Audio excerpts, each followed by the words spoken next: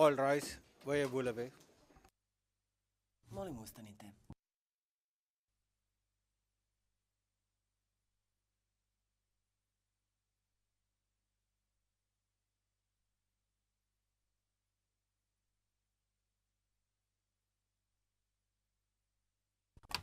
Please be seated. Predsedavajući, izvolite sedite. Continue. Mogu li da vas zamolim da nastavite sa izlaganjem? Gospođo Bejg, izvolite. Tužilac Bejg, hvala časni sude. Pre nego što počnemo, svrnula bih se na dva manja administrativna pitanja. Pre svega, tužilaštvu se pridružio naš kolega Abir Hasan. I drugo, od mene je traženo da unesem jednu ispravku u vezi sa žalbenim osnovom 29 o kojem je govorila koleginica Gustafson danas. Ona se osvrnula na drugostepenu presudu u predmetu Prlić, paragrafi 584 do 591, a ispravna referenca se odnosi na drugostepenu presudu u tom predmetu, paragraf 3022.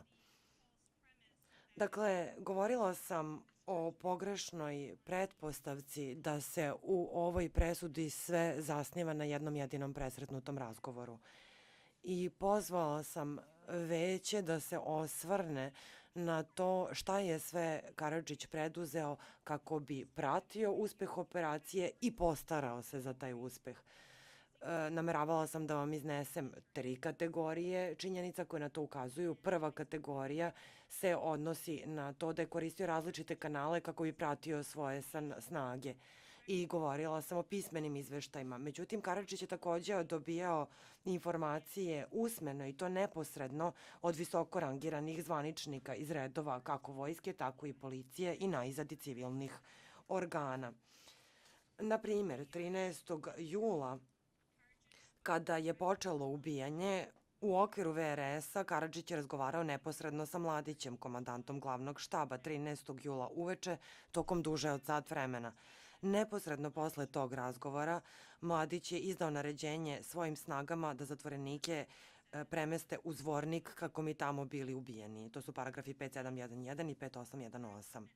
U okviru policije Karadžić se lično sastao sa ministrom unutrašnjih poslova, komandantom policije Kovačem, 13. jula popodne. Kovač je referisao Karadžiću u vezi sa razvojem situacije u Srebrenici i izneo je i sve podatke koje on dobio od državne bezbednosti i od svojih počinjenih u policiji. Neposredno posle toga, Kovač se zaputio u područje Srebrenice, sastao se sa Mladićem, a onda je obišao Srebrenicu, Bratunac i Zvornik. I tu je posmatrao prevoz muškaraca u Zvornik i razgovarao je sa vodećim učesnicima u ubijanjima. I sutradan po svom povratku je odmah referisao Karadžiću o tome kako napreduje plan o ubijanju. To su paragrafi 5781 i 5782 u prvostepenoj presudi. Kao što vidimo iz presretnutog razgovora 13. jula, Karadžić je takođe razgovarao i sa Deronjićem, koji je u Srebrenici se nalazi u vrhu civilne vlasti. Sa njim je razgovarao 13. jula. Veće je zaključilo da je Karadžić u tom trenutku već znao da postoji plan da se zatvorenici ubiju. Paragraf 5811. Međutim, časni sude, on nije razgovarao samo sa zvaničnicima na visokom nivou. Karadžić je takođe dobijao podatke od lica koje su bila daleko niže rangirana u komandnom lancu, kako unutar VRS-a i policije, tako i među civilima. Na primer, 14. jula je dobio telefonski poziv neposredno od komandanta na terenu koji je branio glavni put za severno od Srebrenice. I on mu je neposredno podneo izveštaj o napredovanju kolone bosanskih muškaraca u šumi. Istog dana lično se sastao sa grupom predstavnika civilne vlasti iz Srebrenice. Između ostalog razgovarali su o osnivanju ratnog predstavništva, a 15. jula dobio je neposredno izveštaj od Vasića, koji je bio načelnik policije u Zvorniku.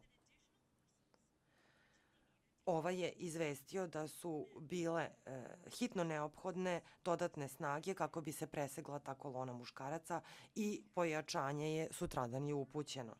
A kada je Karadžić želeo i dodatne informacije, on je do tih i dolazio. Karadžić je pozvao Bajagića, koji je bio jedan zvaničnik VRS-a niskog ranga, pozvao ga u svoju kancelariju usred noći oko 1 ujutru 15. jula kako bi mu ovaj referisao o događajima u Srebrenici. Karadžić je upućivao svoje poverenike i počinjene da prikupljaju informacije na terenu, kao što je to uradio na početku operacije 13. jula, kada je uputio Kovača da obiđe mesta zločina i kao što je to učinio 16. jula, svega 90 minuta pošto je VRS otvorila koridor, tada je uputio Karašika u Zvornik.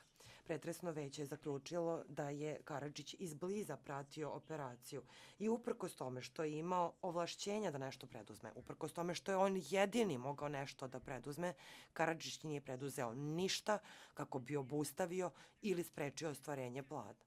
I veće je zaključilo da je time doprineo ostvarenju cilja tog plana, paragraf 5829 i 5830. Sada ću se osvrnuti na drugu kategoriju činjenica koje upućuju na to da je Karadžić nadzirao operaciju i u njoj učestvovao. On je izdavao naređenja kako bi se postarao za uspeh operacije ubijanja, uključujući i imenovanja ključnih potčinjenih. Dakle, pored presretnutog razgovora, odnosno presretnutih uputstava izdatih Deronjiću, na koje ću se osvrnuti za koji trenutak, napominjem da je 13. jula Karadžić unapredio Krstića na položaj komandanta Drinskog korpusa. Krstića, čija je brigada 92. godine razdvojila muškarce od žena, a onda izvršila organizovani pokolj muškaraca u opštini Sokolac. Krstića, koji je lično nadzirao razdvajanja i prisilno premeštanje u Srebrenici, a Karadžić ga je nagradio unapređenjem. Kasnije je isticao Krstića kao jednog od glavnih tvoraca briljantne pobede u Srebrenici. Pozivam vas da se osvrnete na paragrafe 1047, 1062, 1063, 5813 i na fusnotu 19768 u prvostepenoj presudi. Na zasedanju Skupštine 6. avgusta Karadžić se požalio da Krstić nije bio upućen na drugo mesto, on bi se postarao za to da se kolona opkoli i uništi, jer je on, citiram, dokazano odličan. Dokazni predmet P1412, strana 17. Drugo naređenje je izdao 14. jula. Uz puna saznanja o operaciji ubijanja koja je bila u toku, Karadžić je proglasio ratno stanje u Srebrenici. Stav 5891 u presudi. Istog dana je izdao još jedno naređenje kojim je postavio svog poverenika Deronjića na položaj predsjednika ratnog predsjedništva.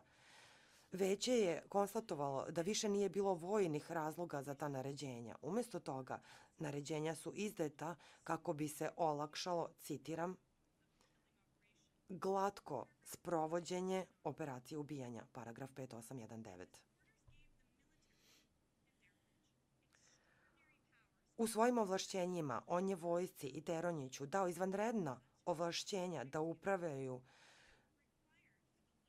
civilnim osobljem i resursima, kao što su rovokopači, sredstvima koje su bila neophodna za ubijanje širokih razmera i za sahranjivanja. A ta dodatna ovlašćenja su bila od ključnog značaja. Posle masovnih ubijanja u Kravici, u skladištu u Kravici 13. jula, glavni štab je čitavu noć tražio tešku mašineriju kako bi se rešio leševa. Dodatna ovlašćenja koja je Karadžić obezbedio omogućila su njegovim snagama da izvrše ogroman zadatak pokopavanja više od 5000 leševa u roku od svega nekoliko dana. Odbrana je jutros iznela stav da je to proglašenje ratnog stanja imalo uticaje samo na Srebrenicu, ali to nije tačno. Ukoliko pogledate paragraf 3, tu se izričito obrađuje oružane snage širom zone odgovornosti Drinskog korpusa, uključujući opštine Srebrenicu, Bratunac i Zvornik, paragraf 190 prvostepene presude. I najzad treća kategorija. Karadžićevo učešće dodatno ilustruju koraci koje je preduzeo da bi zaštitio operaciju ubijanja od međunarodne pažnje i intervencije. Karadžić je lično kontrolisao pristup ovom području. Iskoristio je svoje ovlašćenja da spreči predstavnike međunarodne zajednice da dođu na to područje dok je operacija ubijanja bila u toku. On je ignorisao zahteve UN-a da im se obezbedi pristup nestalima iz Srebrenice u julu i avgustu mesecu. Tek krajem jula, kada je ubijanje već obavljeno, MKCK je dobio ograničeni pristup ovom području. Oni su pronašli samo 164 zatočenika u Srebrenici. Rečeno im je da ih više nema.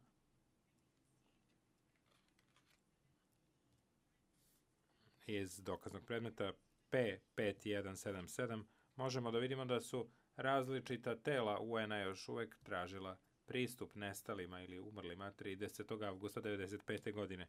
Upućujem vas na pasuse 5787 i 5788 prvostepene presude. Karadžić je takođe širio lažne informacije o sudbini bosanskih muslimana, odnosno muškaraca bosanskih muslimana. Namerno je lagao CNN 17. jula i davao odgovore koji su sugerisali da su nestali muškarci i dečaci još uvek živi. Da bi izbegao neželjenu međunarodnu pažnju, Karadžić je dozvolio lokalnom osoblju UNPROFOR-a da ode zajedno sa UN-om. Da su i oni ubijeni, to bi privuklo previše međunarodne pažnje. Paragraf 5132. Karadžić je takođe znao za operaciju ponovnog sahranjivanja širokih razmera koju su sprovele njegove snage u septembru i oktobru 1995. godine. Sjetit ćete se da su oni premestili neke od leševa u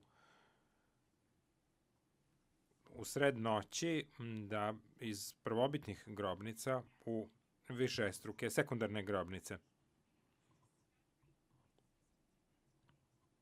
Do toga je došlo zato što je međunarodna zajednica otkrila da postoje masovne grobnice kada je državna sekretarka Sjedinjenih država Madeleine Albright govorila o tome pred Savetom bezbednosti Ujedinjenih nacija u avgustu 1995. godine. Karadžić i Mladić su kasnije i proslavili uspeh svog prikrivanja. Karadžić se hvalio da je priređen veliki šou za Albrightovu. Ona je očekivala da će pronaći 1200 muslimanskih leševa, ali našli su ih samo 5. Paragraf 5793. Časni sude, to je ono zbog čega mi tvrdimo da se Karadžićevi argumenti zasnivaju na lažnoj premisi. Jasno je da je pretresno veće procenilo Karadžićevu nameru i učešće u ZP-u na takav način da to u mnogo čemu prevazilazi jedan jedini predstavnički razgovor, kako to tvrdi odbrana. Postoje čitavi slojevi zaključaka protiv njega koji dokazuju da je on delio nameru i učešće u ovim događajima. Sada ću preći na Karadžićevo osporavanje samog presretnutog razgovora.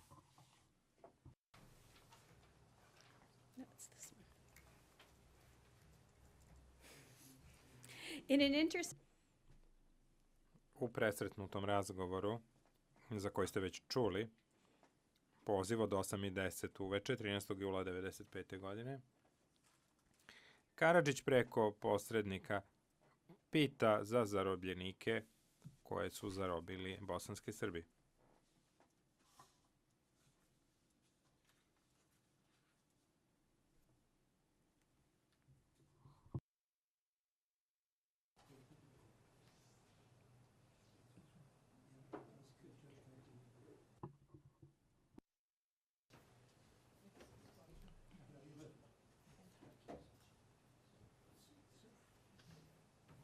We are ready now. Predsjedavajući, sada smo spremni. Tužilac Karadžić preko posrednika se raspituje za zarobljenike. Derunjić ga obaveštava o velikom broju zarobljenika u Bratuncu, nekih 2000, osim kojih se očekuje da ih još pristigne tokom noći. Derunjićeve informacije poklapaju se sa zaključcima veća da je između 1500 i 2000 bosanskih muslimana bilo već zarobljeno od strane snaga bosanskih Srba, što se vidi iz paragrafa 5707. Karadžić zatim daje uputstvo da sva roba treba da se smesti u skladišta pre 12 sutra. I razjašnjava da je mislio ne u ona tamo skladišta, nego u neka druga. Prevodioci napomenju da nemaju srpski izvornik teksta. Časni sude, Karadžić priznaje da je obavljen ovaj telefonski poziv. On prihvata da ga je Deronjić obaveštavao velikom broju zatočenika u Bratuncu, kaže da su govorili šifrirano i da je pod robom podrazumevao zarobljenike bosanske muslimane. Reference se nalaze u fusnoti 18.019 i u paragrafu 206 njegove replike. Karadžić je u pravu da nigde nije zabeleženo da je on koristio reč zvornik u ovom šifrovanom razgovoru. Ali to ne znači da je pretresno veće nerazumno postupilo kada je zaključilo da je on mislio na to kad je rekao negde drugo. Na osnovu Deronjićevog odgovora jasno je da je Deronjić razumeo instrukcije. On je rekao, razumem. Svega nekoliko sati kasnije, Deronjić drugima objašnjava da je Karadžić naredio da se zatvorenici odvedu u zvornik. Iz ostalih dokaza je jasno, a reč je o dokazima koje odbrana ignoriše, da u ovom presretnutom razgovoru Karadžić jeste instruirao Deronjića da prebaci zatočenike u zvornik da bi bili pogubljeni. Jer što je najvažnije, časni sude, to je ono što se zaista desilo. Pretresno već je utvrdilo da je u vreme ovog presretnutog razgovora Karadžić već znao za plan da se zarobljenici, bosanski muslimani, pobiju. Umesto da interveniše kako bi sprečio ubijanje, u tom trenutku Karadžić je naredio da oni budu prebačeni negde drugo. Paragraf 5818. Otprilike u isto to vreme ovog poziva Mladićevo naređenje da se veliki broj zatvorenika prebaci iz Bratunca u zvornik preneto je niz vojni lanac komandovanja. Paragrafi 5711, 5309 do 5310. U toku noći 13. na 14. juli u skladu sa Karadžićevim instrukcijama počelo je prevoženje zatvorenika u zvornik autobusima. U toku sledećih nekoliko dana ogroman broj vojnih lica, vojnika, policije i civilnih vlasti, koji su svi bili pod Karadžićevom kontrolom, radili su složno da bi prebacili više hiljada zatočenika bosanskih muslimana u zvornik, sistematski ih pogubili i pokopali ih u masovne grobnice. A sve to dok je Karadžić sve vreme to neprekidno nadzirao kroz više kanala kroz koje je primao informacije iz višestrukih izvora sa vrha i dna nivoa hijerarhije. Časni sude, podsjetite se Karadžićevog naređenja Deronjiću u presretnutom razgovoru da treba premestiti zatočenike pre 12 sati sutra. Karadžić se sastao sa Deronjićem lično svega 40 minuta posle tog roka koje je bilo podne narednog dana. Oni su razgovarali o realizaciji Karadžićevog naređenja da se preostali zatvorenici prebace u zvornik. Razgovarali su i o pokolju oko 1000 muslimanskih zarobljenika do koga je došlo u Kravici u skladištu prethodnog dana. Deronjić je prethodne noći radio zajedno sa vojskom da obezbedi civilne resurse koji su bili potrebni za masovno sahranjivanje žrtava iz Kravice, kojih je bilo veoma mnogo, više stotina. Kakva je bila Karadžićeva reakcija?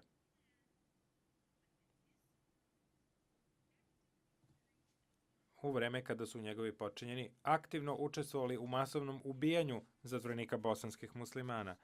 Zarobljenici su prebacivani u zvornik, gde nije postojao zatvor, nije bilo nikakvog razloga da se oni tamo prebace, osim zato da bi bili ubijeni. On je bio vrhovni komandant. Da li je naredio vojsci da prekine sa ubijanjem? Nije. Da li je naredio policiji da prekine? Nije. Da li je objasnio Deronjiću da je sve to jedan strašan nesporazum i pogrešno tumačenje njegove šifrovane poruke? Nije. Da li je naredio Deronjiću da prebaci zatvorenike negdje gdje će biti bezbedni ili da prestane da koristi civilne resurse u zločinačkoj operaciji ubijanja. Nije. Nije to uradio. Uradio suprotno. Kao što sam upravo opisala, Karadžić je olakšao njihov posao. Sjetit ćete se da je kasnije, istog tog dana, 14. jula, Karadžić dao Deronjiću još veća ovlašćenja time što je proglasio ratno stanje i postavio Deronjića za predsjednika ratnog predsjedništva. Časni sude, pretresno veće imalo je svaki mogući razlog da zaključi da je Karadžić dao uputstva Deronjiću da zatvorenike bosanske muslimane treba poslati u Zvornik. To nije bio ni jedini dokaz koji pokazuje da je Karadžić naredio da zatvorenici budu prebačeni u Zvornik. Pretresno veće također je prihvatilo nezavisne dokaze od Momira Nikolića da je Karadžić naredio da zarobljenici budu prebačeni u Zvornik. Momir Nikolić je bio načelnik obaveštajno-bezbednosnih poslova u Bratunačkoj brigadi. On je posvedočio da je u ranim jutarnjim časovima 14. jula čuo razgovor između Beare, koji je bio Mladićev potčinjeni u glavnom štabu VRS-a, i Vasića, načelnika zvorničke policije, i Deronjića. Ta trojica, predstavnici VRS-a, policije i civilnih vlasti, razgovarali su o tome gde treba odvesti zarobljenike da bi bili pogubljeni. Ne da li ih treba ubiti, nego gde.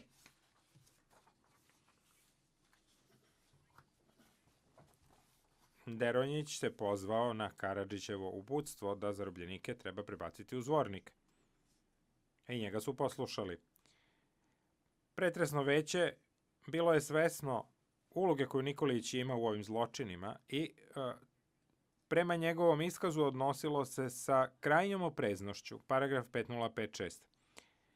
I ponudilo je jedno objašnjenje u 22 paragrafa, dakle vrlo iscrpno, plus još 6 opsežnih fusnota, gde se govori o verodostojnosti i pouzdanosti svedočenja Momira Nikolića. Naročito vas upućujem na fusnotu 18.022, gde pretresno veće prima k znanju osporavanje koje je Karadžić izneo u vezi sa Nikolićevim iskazima, a na temu baš ovog sastanka.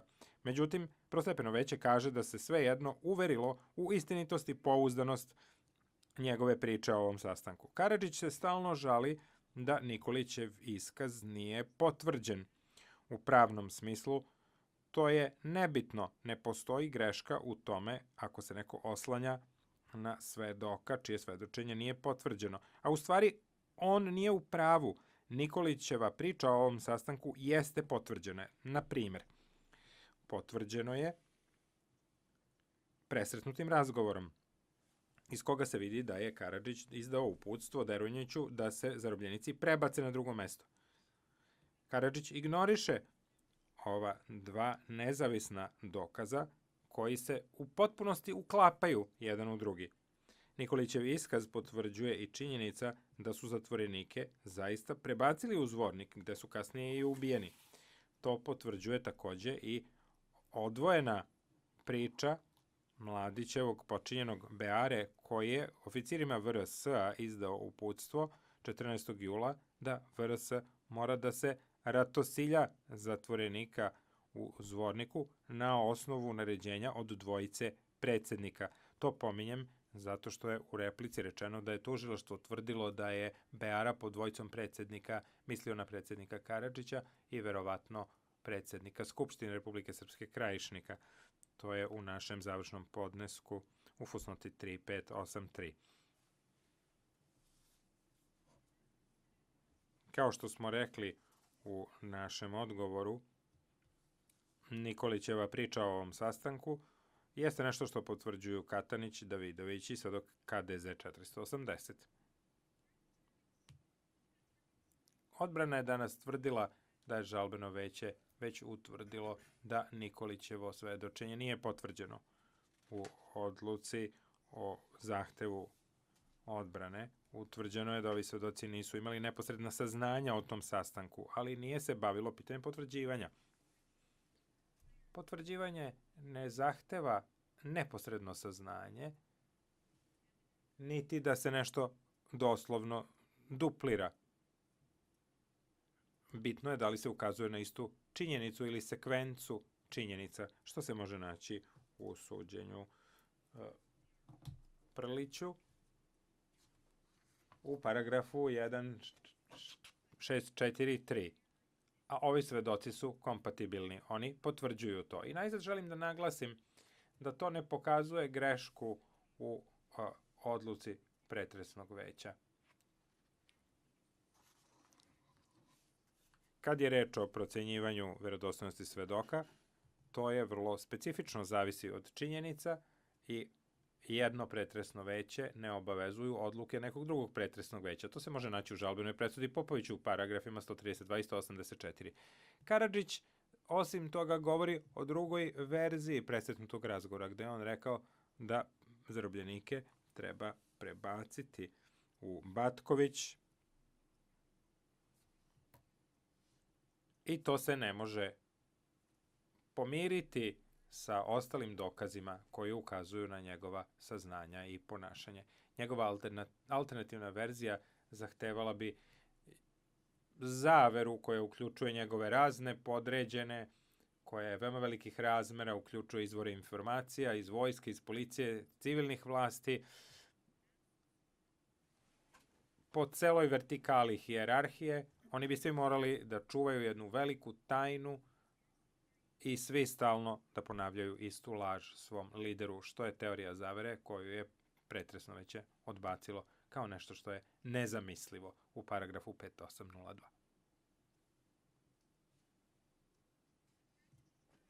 Karadžićeva verzija presretnutog razgovora je nešto što drugi dokazi opovrgavaju. Opovrgava ga činjenica da je tokom pogubljenja između 13. i 16. jula nijedan zarobljenik nije poslat u Batković. Paragraf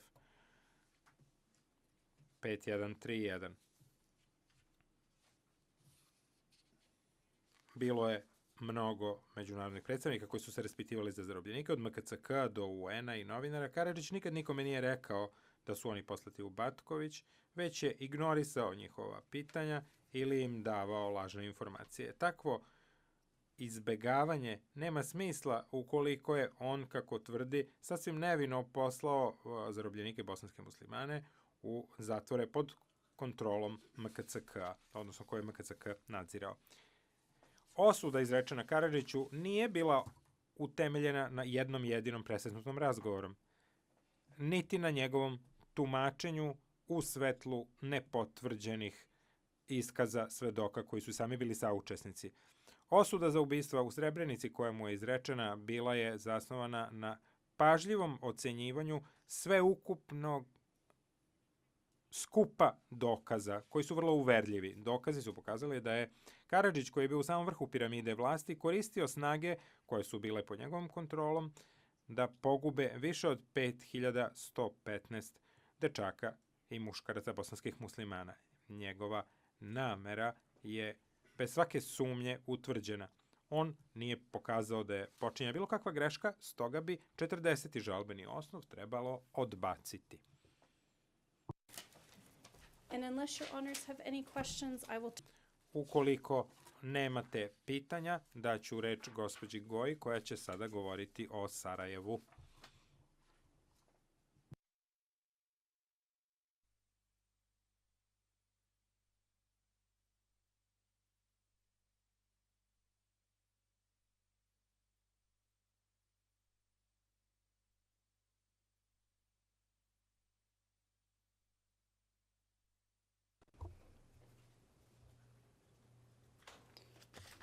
Ms. Goy, what other topics will you cover after Sarajevo?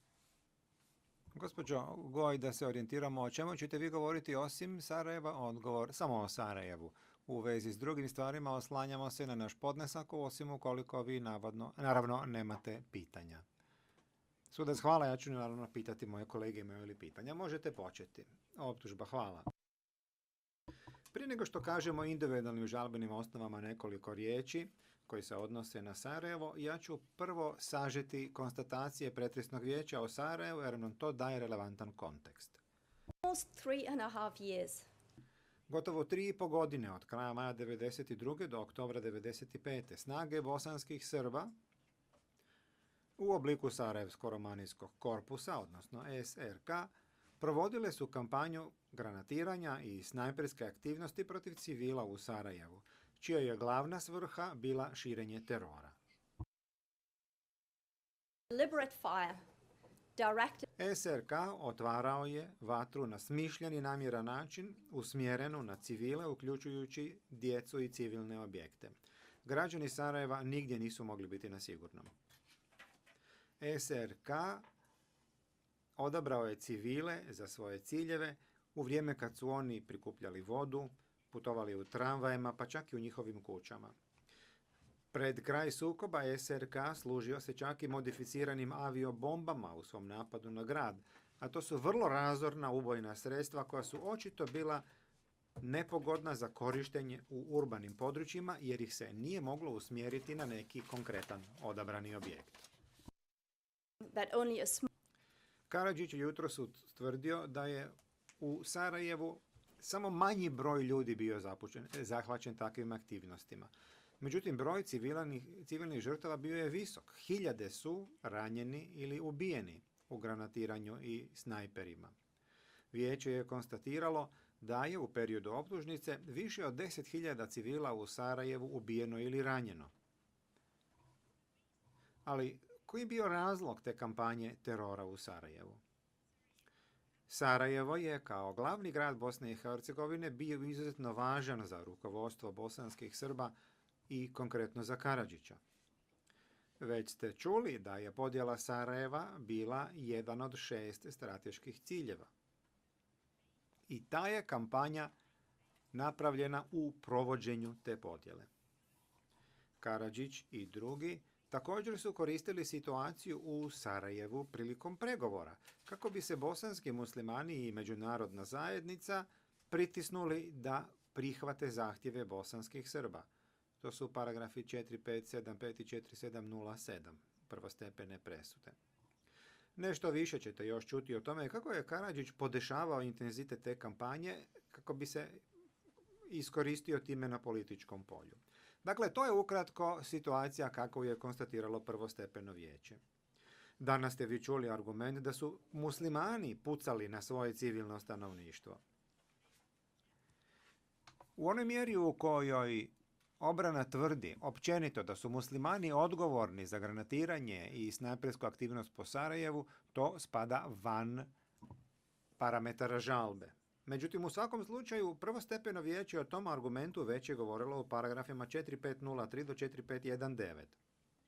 Konkretno, govorilo je o iskazu Richarda Moula i generala Rosa, što su dva svjedoka koje je gospodin Karadžić jutros spomenuo. Upućujem vas ovdje na paragrafe 4512 i 13 prvostepene presude. Vijeće je prihvatilo da postoje dokazi nekih incidenata gdje su bosanski muslimani pucali na svoje vlastito stanovništvo, obično blizu zgrade predsjedništva i iz političkih razloga. Međutim, to je ograničeno na jedan izuzetno mali broj slučajeva, paragraf 4516. Vijeće je također nešto reklo o konkretnom argumentu Karadžića u vezi sa incidentom G8 koji on osporava. O tome se govori konkretno u paragrafima 437, 4242 i 4250. The defense argued that the AB Čuli ste također da obrana tvrdi da je armija Bosne i Hercegovine isprovocirala odgovore Sarajevsko-romanijskog korpusa. Te se argument u izvjesnoj mjeri odnosi i na žalbenu osnovu 33, a to je pravilna primjena međunarodnog humanitarnog prava. Raspravno vijeće govorilo je o praksi paljbe armije Bosne i Hercegovine i priznalo je da postoje dokazi da je armija Bosne i Hercegovine ponekad provocirala vatru Sarajevsko-romanijskog korpusa. Paragraf 3626 i 4002 i 03. Ali ono što je ovdje važno za krivičnu odgovornost Karadžića nije da li je armija Bosne i Hercegovine provocirala vatru SRK, nego da li je odgovor Sarajevsko-romanijskog korpusa bio u skladu s međunarodnim humanitarnim pravom. I vijeće je razumno zaključilo da nije. Sarajevsko-romanijski korpus je ili direktno pucao na civile, ili je vijeće razumno došlo do zaključka na osnovu nesrazmjernog i nasumičnog napada, to da je on bio usmjeren na civilno stanovništvo. Sada nekoliko riječi o preostalim osnovama vezanim za Sarajevo, 36, 37 i 34. Prvo, počela bih tako što ću odgovoriti na općeniti osnove 36 i 37 koji se odnose na zajednički cilj. Vijeće je zaključilo da je Karadžić dijelio zajednički cilj širenja terora među civilnom stanovništvom Sarajeva putem kampanje granatiranja i snajperskih aktivnosti. On je to dijelio sa Mladićem te komandantima Sarajevsko-romanijskog korpusa Galićem i Dragomirom Miloševićem i 3 članova predsjedništva bosanskih Srba. Vijeće je razumno zaključilo u paragrafu 4676 da je taj zajednički plan morao doći od političkog i vojnog rukovodstva bosanskih Srba. I to zašto? Zato jer su snage Sarajevsko-romanijskog korpusa pucale po civilima u Sarajevu više od 3 godine. Više od 3 godine granatiranje i snajperska aktivnost odvijali su se po istom obrascu. Više od 3 godine taj se obrazac nastavljao u gradu koji je bio izuzetno važan rukovodstvu bosanskih Srba. Više od 3 godine glavni štab Vojske Republike Srpske pod Mladićem i komanda Sarajevsko-romanijskog korpusa pod Galićem i Miloševićem kontrolirali su Sarajevsko-romanijski korpus, a tokom cijelog tog perioda Karadžić je kontrolirao vojsku bosanskih Srba. Cijelo Karadžićevo ponašanje jasno pokazuje da je on dijelio zajednički cilj Sarajevskog UZP-a i da je namjeravao širenje terora među civilnim stanovništvom putem kampanje granatiranja i snajperske aktivnosti. Paragraf 4891. Karadžić je stalno podržavao Mladića, iako je od samog početka znao što je Mladić planirao za Sarajevo.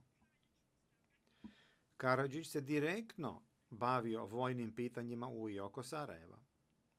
Karadžić je znao za napade na civile u Sarajevu, ali je pred međunarodnom zajednicom poricao odgovornost Sarajevsko-romanijskog korpusa za to. Karadžić je podešavao tu kampanju ovisno o njegovim političkim ciljevima. Na primjer, pojačavao bi intenzitet snajperske aktivnosti i granatiranja kako bi utjecao na pregovore između Ujedinjenih naroda i bosanskih muslimana i na taj način ih pritiskom naveo na prihvaćanje svojih zahtjeva.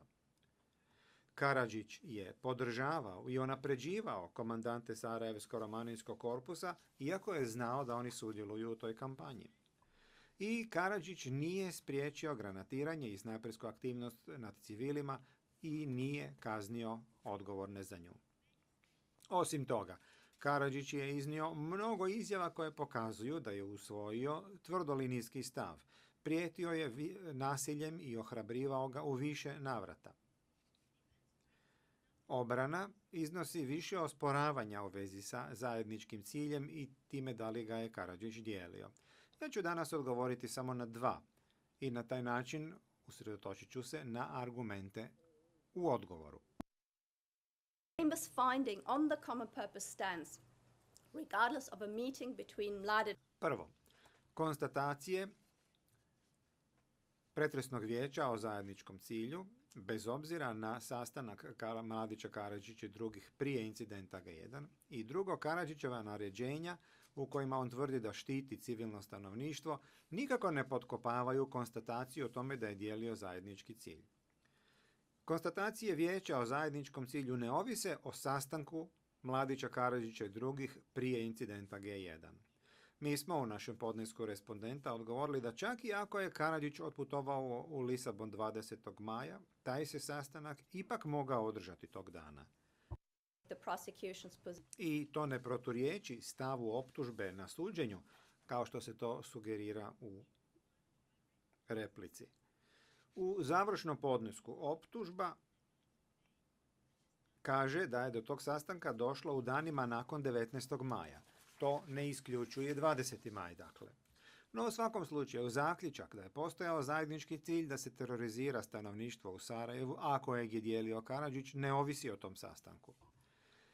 Raspravno vijeće je zaključilo da se zajednički cilj, citiram, materializirao krajem maja 1992.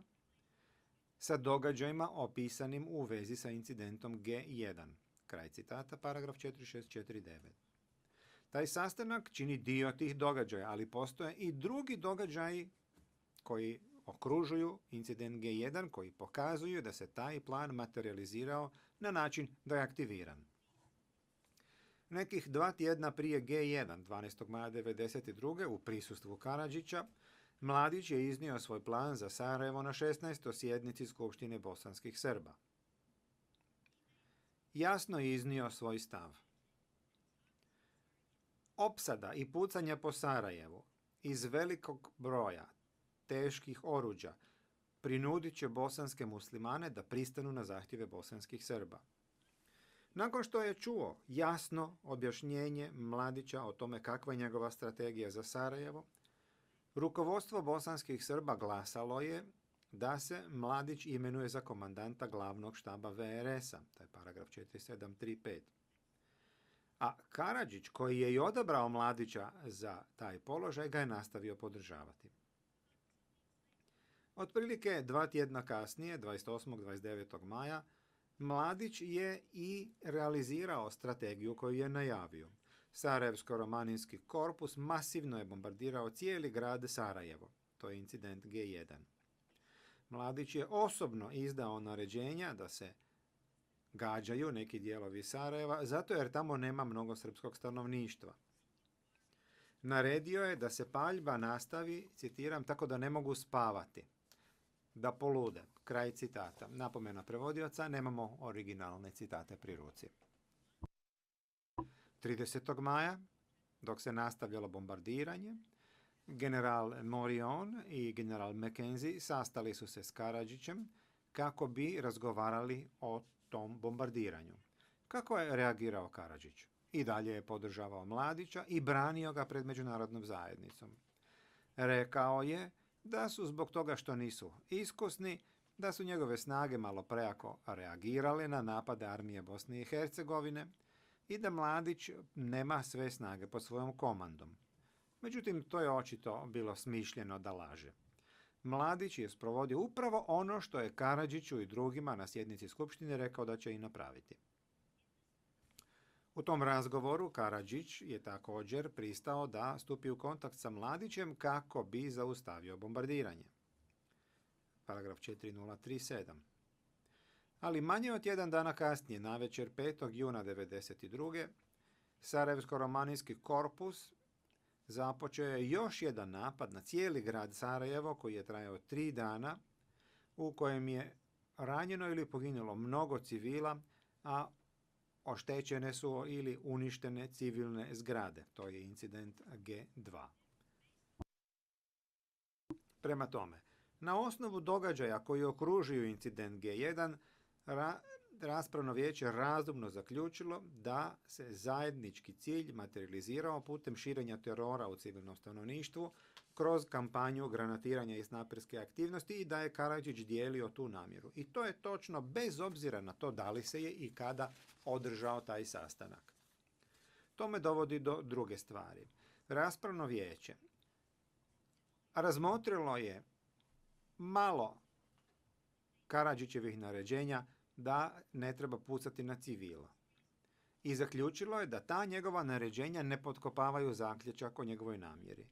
To je bilo razumno, jer se on takva naređenja izdavao kad je bio pod pritiskom međunarodne zajednice, pod prijetnjom zračnih udara NATO pakta ili kad mu je bilo u interesu da to napravi kako bi postigao neke svoje političke ciljeve.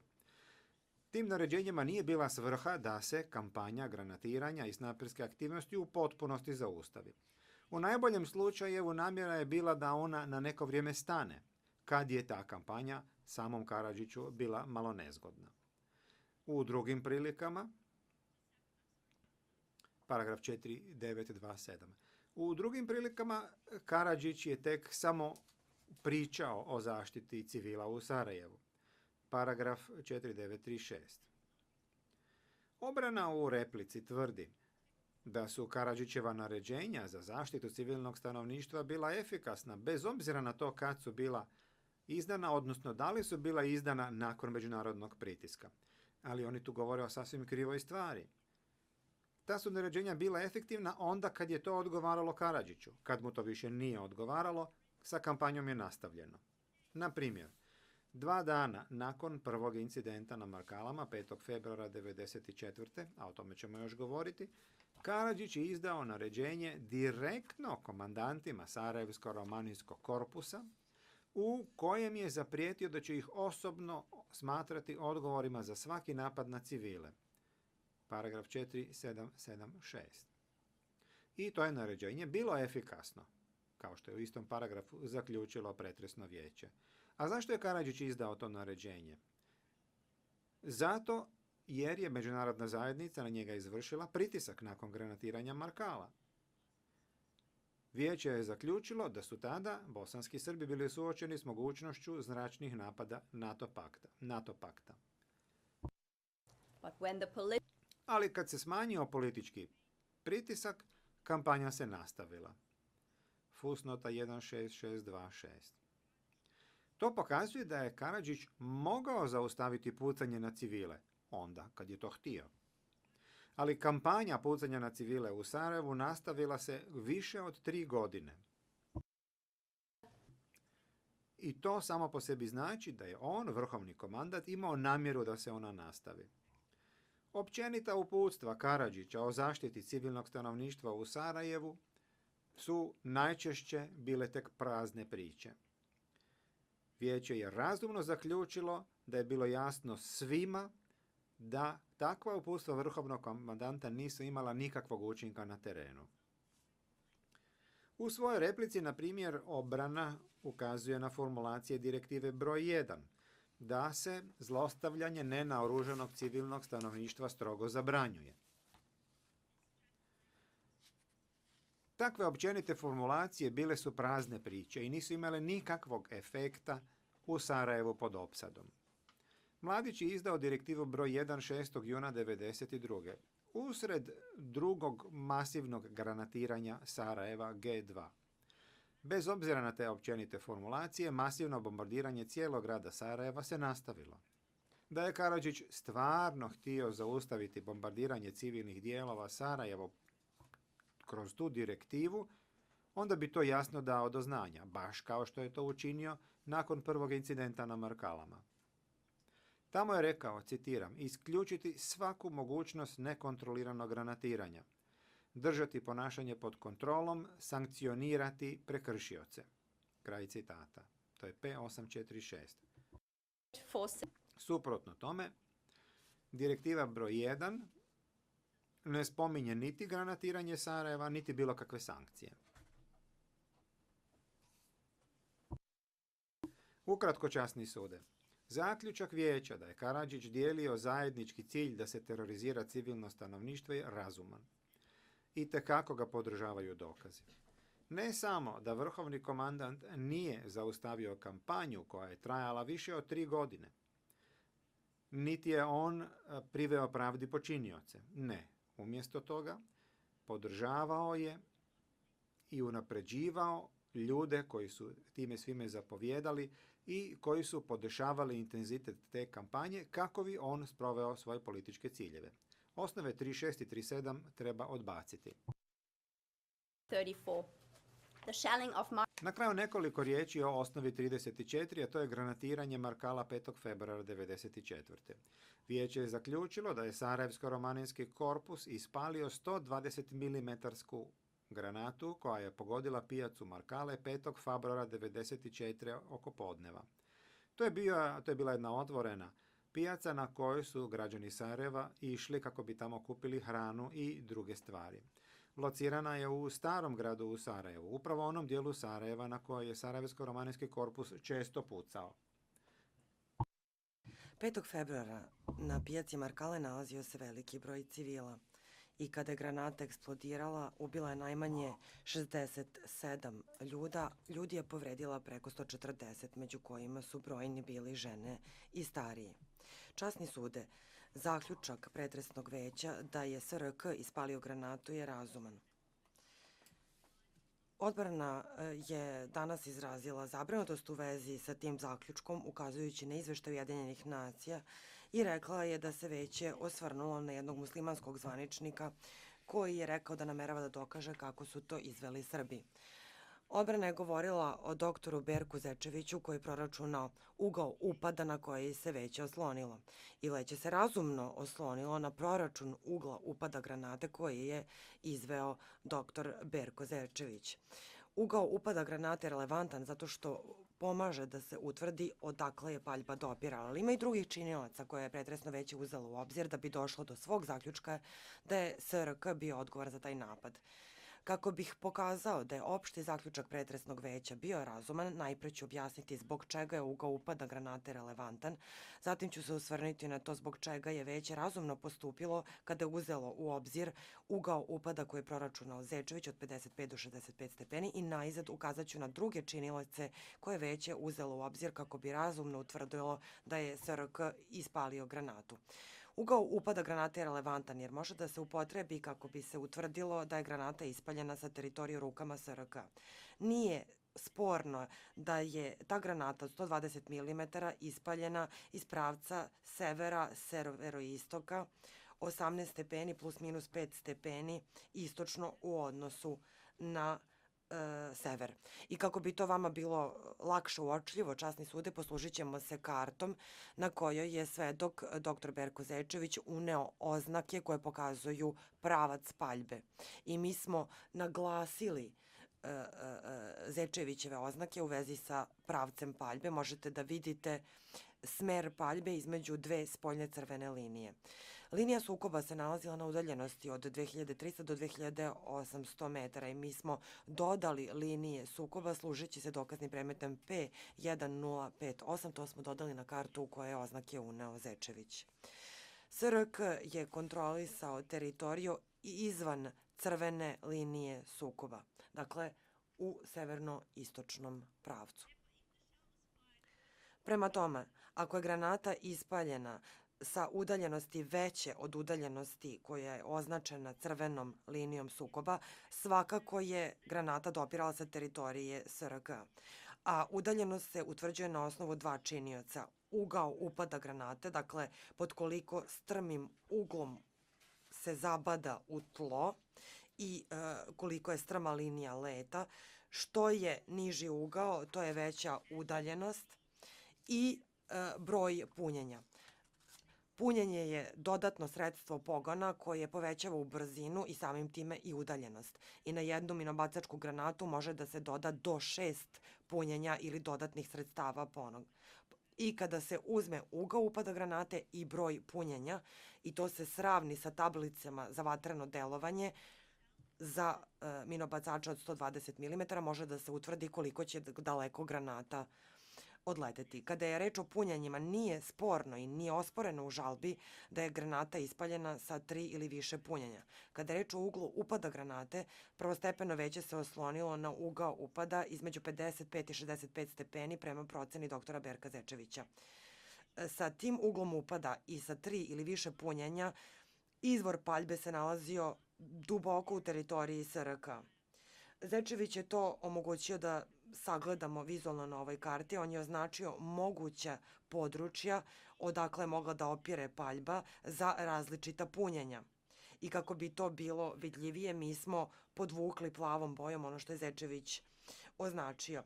Ukoliko eliminišemo ona područja na koja se odnose na punjenja, na jedno ili dva punjenja, pošto nije sporno u žalbi da je granat imao najmanje 3 punjenja, postaje vrlo jasno da sa tim uglom upada 55 do 65 stepeni da je paljba dopirala sa teritorije SRK. Ugao upada može da se izračuna na osnovu analize kratera koji ostaje kada granata padne. Predsedavajući, imate još 5 minuta. Tužilac, izvinjavam se, časni sude, mislila sam da imam na raspolaganju još 15 minuta. Predsedavajući, izvinjavam se. Tužilac, hvala, osjećam duboko olakšanje. Dakle, već je razumno postupilo kada se oslonilo na ugao upada od 55 do 65 stepeni u skladu sa Zečevićevom procenom. To je razumno zato što lica iskusna u analizi kratera su potvrdila da je krater bio dovoljno netaknut da bi mogla da se iznese pouzdana procena i zato što je raspon iz Zečeviće procene se podudara u velikoj meri sa procenama koje su iznali drugi pouzdani veštaci. Stabilizator granate uklonjen na dan incidenta, međutim, uprkos tome, krater je ostao dovoljno netaknut da bi mogla da se iznesu pouzdane procene u vezi sa uglom upada. Već je uzelo u obzir argumentaciju odbrane prema kojima su merenja i procene ugla upada bile nepouzdane zbog toga što je poremećen krater. Bilo je razumno zaključiti da je ugao upada mogao najmanju ruku da se proceni na osnovu analize kratera koju su sproveli Zečević i Hamil. Zečević je analizirao krater dan posla eksplozije 6. februara 1994. godine. On je imao sva potrebna stručna znanja, reč je o mašinskom inženjeru sa godinama iskustva u industriji naoružanja. Veće se izričito osvrnulo na argumentaciju odbrane prema kojem Zečević nije verodostojan i tu argumentaciju je odbacila kao neutemeljenu. 4247 je relevantni paragraf. Zečević je podrobno objasnio na koji način je izmerio ugao. On je vratio stabilizator u tunel koji je nastao prilikom penetracije. I Zečević je potvrdio da kada je vratio stabilizator u taj tunel, postavio ga je na odgovarajući položaj i nije došlo do važnih odstupanja od prvobitnog položaja koji je taj stabilizator zauzimao. Stranica zapisnika 12168. Alsop, veštak odbrane, pogledao je snimak izvornog položaja stabilizatora i snimak koji je načinjen pošto je stabilizator vraćen. I on je potvrdio da je po svemu sudeći Zečević vratio stabilizator u položaj sličan prvobitnom položaju. Strana zapisnika 29461. Časni sude, vi možete da pogledate kako je to izgledalo kada je stabilizator vraćen u krater 6. februara 1994. godine. Ovo je zamrznuti kadar iz video snimka D896, 39. minut, 15 sekundi i pozivam vas da pogledate odgovarajuću fotografiju, to je dokazni predmet P5951, stranica 1. Časni sude, možete da vidite da se stabilizator lepo uklapa u rupu, da naleže tesno u tu prazninu. Časni sude, takođe ste primetili da ova praznina, ova rupa, nema nikakvih sličnosti sa crtežem odbrane koji se iznosi u paragrafu 183 podneska respondenta. Zečević je proračunao ugao na približno 60 stepeni i dodao je marginu greške od 5 stepeni sa obe strane, pa je stoga procena da je ugao upada 55 do 65 stepeni. Važno je istaći da je veštak odbrane Alsop prihvatio da je ta margina greške od 10 stepeni koju je izneo Zečević jedna velikodušna margina. Strana zapisnika 29507. I kako biste mogli da sagledate ovo u kontekstu, taj raspon od 10 stepeni je velikodušan zbog toga što pokriva gotovo trećinu svih teorijski mogućih uglova. Teorijski mogući raspon uglova je svega 36 stepeni. To je zato što je ugao morao da bude više od 49 stepeni kako bi granata zaobišla zgrade koje su okruživale pijacu, a nije mogao biti viši od 85 stepeni, što je maksimalni mogući ugao upada za sve minobacačke granate. Pozivam vas da pogledate stranicu paragrafa 4246 prvostepene presude i dokazni predmet P5922 stranu 5. Veće je stoga razumno postupilo kada se oslonilo na Zečeviću sposobnost da proceni ugao upada 6. februara. Međutim, nije samo Zečević iznao tu procenu 6. februara. Komandant Hamil i major Kan iz vojnih posmatrača UN-a takođe su procenili ugao upada 11. februara 1994. Hamil ima odgovarajuće stručna znanja, on je bio stručni tehnički savjetnik tima istražitelja Ujedinjenih nacija i imao je opširna saznanja u vezi sa artiljerijskim naoružanjem.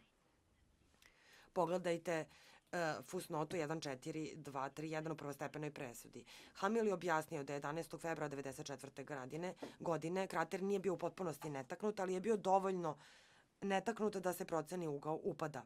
Dokazni predmet P1994, strana u elektronskoj sudnici 137.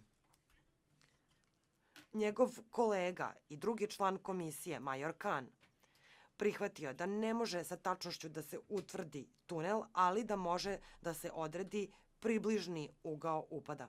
Dokazni predmet P1441, strana 53. Zbog čega je onda, kao što je to istakao Karadžić danas, izveštaj Ujedinjenih nacija izneo zaključak da ne može pouzdano da se utvrdi ugao.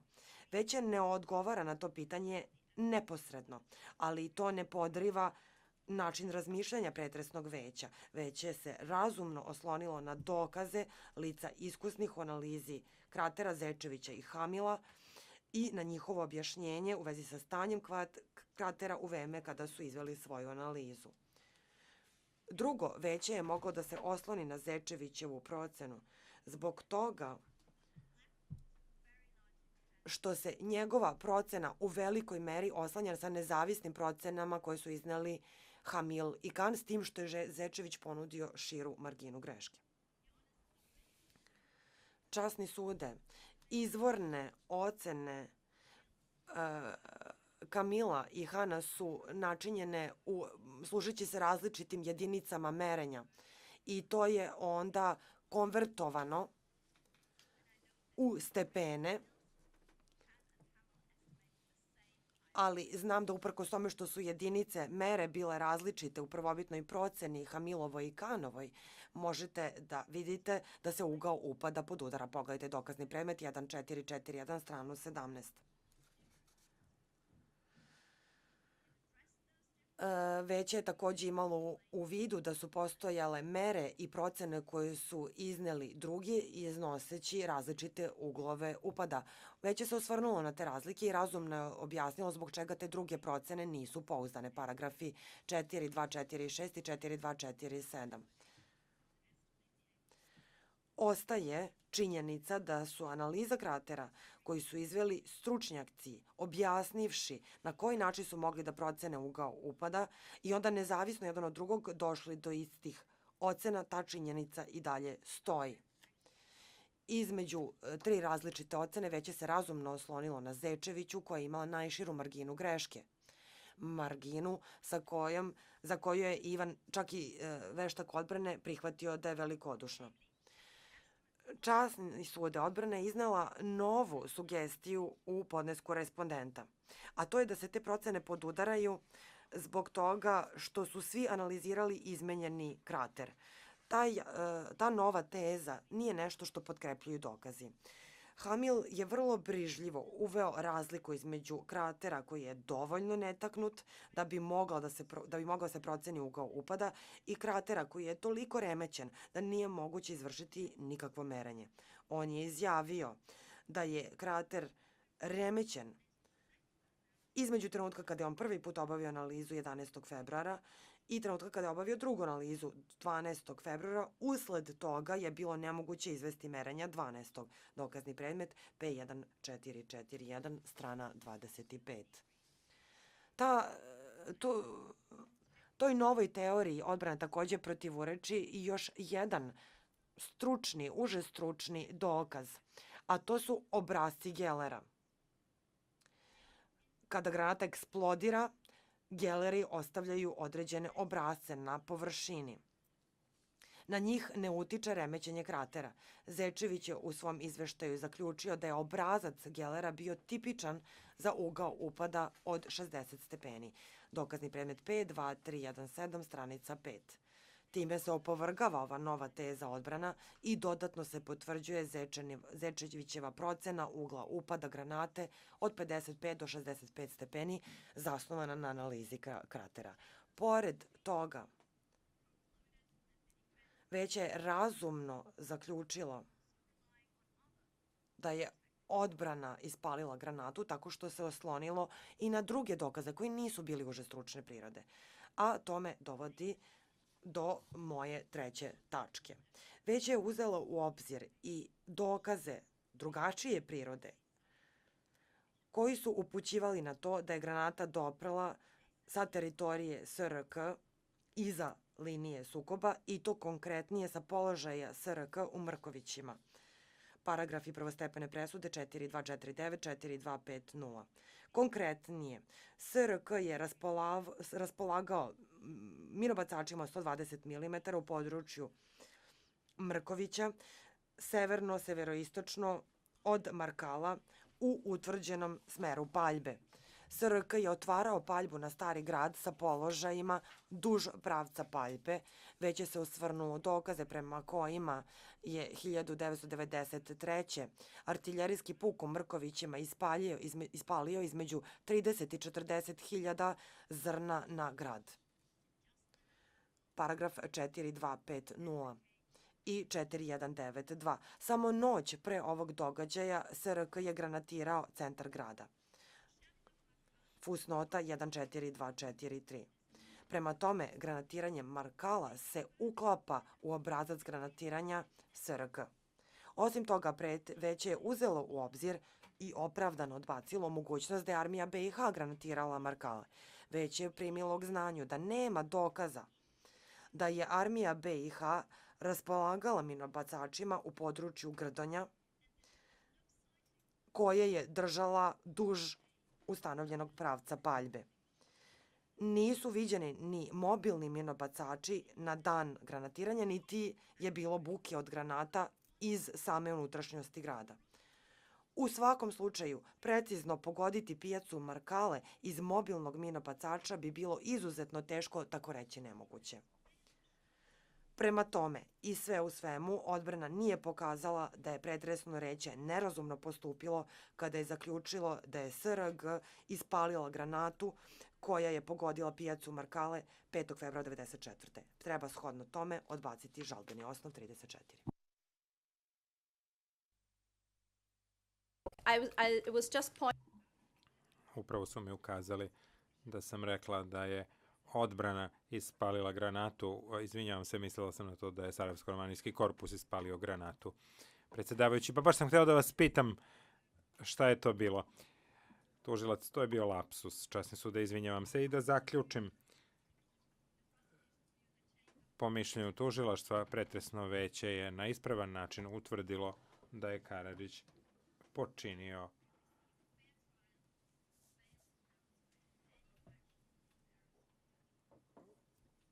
krivična dela u okviru sva 4 UZP-a. Imao je fer suđenje i nije uspeo da ukaže da je došlo do grešaka u utvrđivanju činjeničnog stanja, niti do pravnih grešaka u presudi. Stoga njegovu žalbu treba odbaciti. I samo jedna tehnička stvar, na strani 120 zapisnika pominje se žalbena presuda u Prliću, referiramo na jedan paragraf i to treba biti paragraf 1647. Ukoliko imate pitanja, časni sude, predsjedavajući, evo samo da ja to pogledam, imate li pitanja? Ne? Hvala najlepše na argumentaciji.